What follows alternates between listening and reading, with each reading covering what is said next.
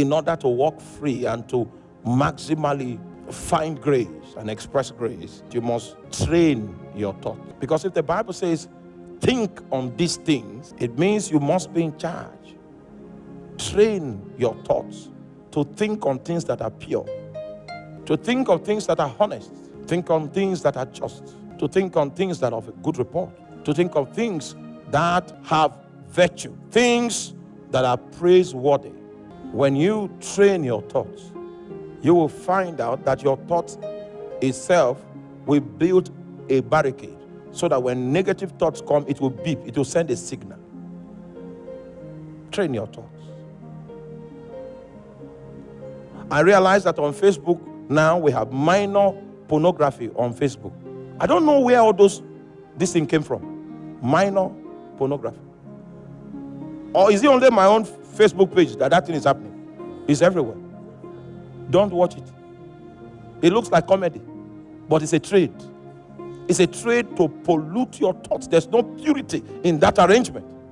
If you keep feeding on that, a time will come when you come out and see a sister in church, you can visualize her naked. Because there's no purity in your mind.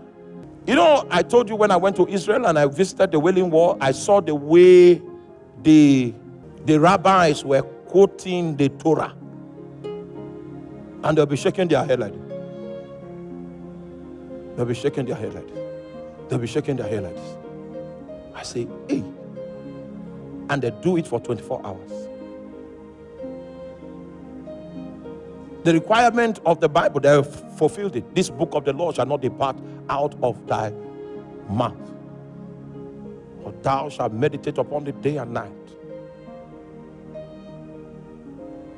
Bible scholars, because I read some historical perspective, that chief priest, that high priest that condemned Jesus to death, they say his thoughts, he was not keeping the law of thought, which is to be reading scriptures. He stopped doing it a long time ago. That was why Satan was able to inspire him with that idea. That the idea of keeping your thoughts flowing with scriptures is so that you begin to think in scriptures. Think on these things. The things you cannot do because of the way you think. For some of us, casual immorality is not part, we don't think of it. Do you understand that? It is not that opportunities for such don't come, but the door to it is closed in our thought. So when those opportunities rise, it's as if I'm in an atmosphere of COVID. Close the door to immorality in your thoughts. That for me it is not an option, and it will be so.